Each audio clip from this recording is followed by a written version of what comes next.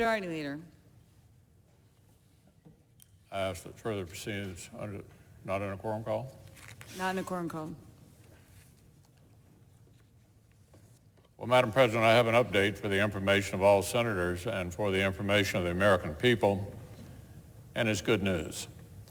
It's good news for the doctors and nurses in emergency rooms around the country who are waiting for more masks and more funding. It's good news for families all across America.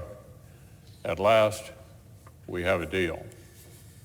After days of intense discussions, the Senate has reached a bipartisan agreement on a historic relief package for this pandemic. It will rush new resources onto the front lines of our nation's healthcare fight, and it will inject trillions of dollars of cash into the economy as fast as possible to help American workers, families, small businesses, and industries make it through this disruption and emerge on the other side ready to soar. The Bipartisan CARES Act will squarely address each of the four big priorities that I laid out in my legislation at the beginning of the process about a week ago. It will rush financial assistance to Americans through direct checks to households from the middle class on down, and through a significant and creative expansion of unemployment insurance during this emergency. It will deliver historic relief to Main Street America through hundreds of billions of dollars in emergency loans so more small businesses can survive this and keep paying their workers. It will help secure our economic foundations and stabilize key national industries to prevent as many layoffs as possible, while keeping big companies accountable, as both sides have sought to do. And of course, it will push major relief to hospitals and healthcare providers, invest in new medicines and vaccines so we can beat this virus faster, and help get more equipment and masks to the frontline heroes who put themselves at risk to care for patients. In effect, this is a wartime level of investment into our nation. The men and women of the greatest country on earth are going to defeat this coronavirus and reclaim our future. And the Senate's going to make sure they have the ammunition they need to do it. I'm thrilled that we're finally going to deliver for the country that has been waiting for us to step up. I'm relieved my distinguished Democratic colleagues are ready to take yes for an answer.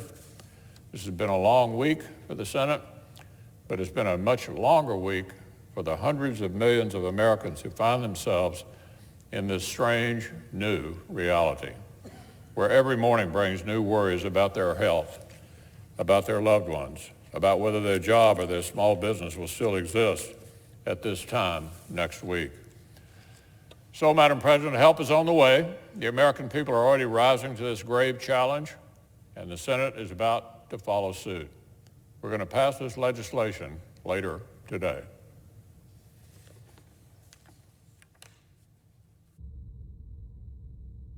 The Minority Leader. Madam President, after 5 days of arduous negotiations, after sleep-deprived nights and marathon negotiating sessions, we have a bipartisan agreement on the largest rescue package in American history. This is not a moment of celebration, but one of necessity. We have the anguish of the American people wondering about the future of their health, the health of their loved ones, and the economy necessitates us to do all we can to help them and help our country. From the very beginning, Democrats have had two primary goals: a Marshall Plan for public health workers and hospitals on the front lines, and putting workers first.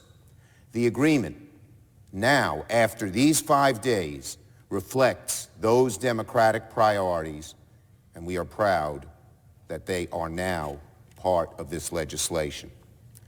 Like all compromises, this bill is far from perfect, but we believe the legislation has been improved significantly to warrant its quick consideration and passage, because many Democrats and Republicans were willing to do the serious and hard work. The bill is much better off than where it started.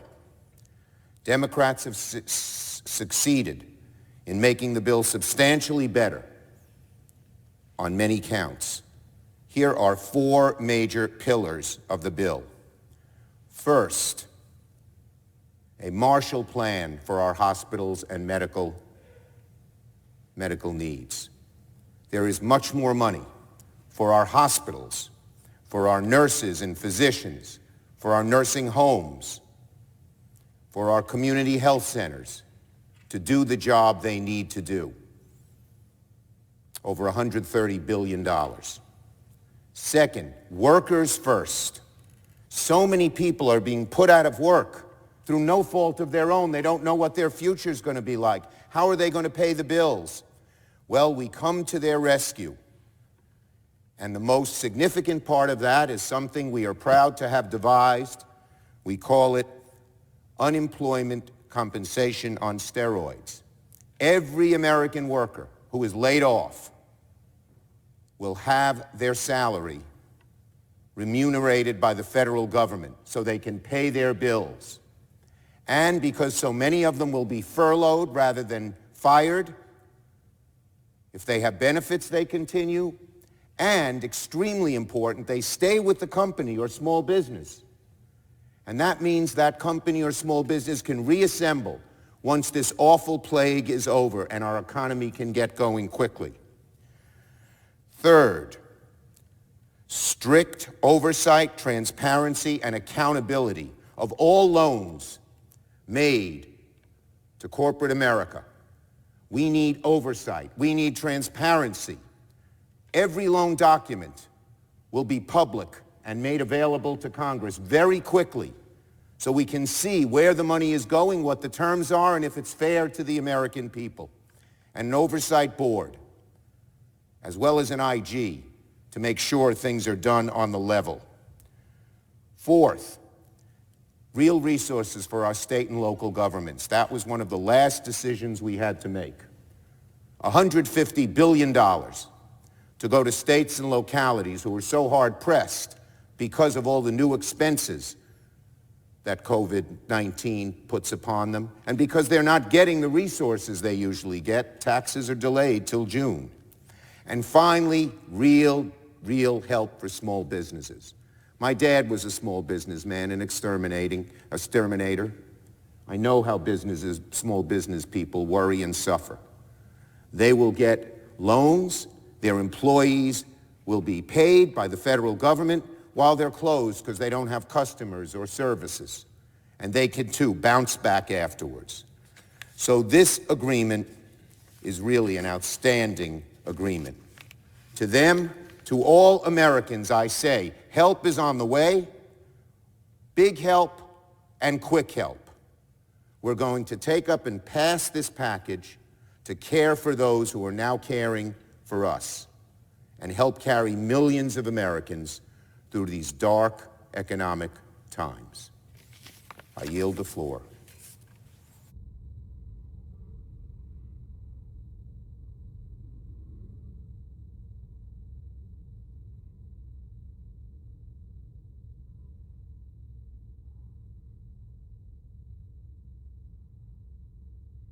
Madam President, The Majority Leader.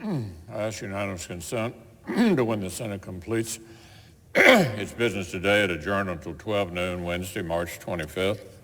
Further, that following the prayer and pledge, the morning hour be deemed expired, the journal of proceedings be approved to date, the time for the two leaders be reserved for their use later in the day, and morning business be closed. Further, following leader remarks, the Senate resume consideration of the motion to proceed to H.R. 748. Is there objection? Without objection, so ordered. So if there's no further business to come before the Senate, I ask to stand adjourned under the previous order. The Senate stands adjourned until noon today. We live in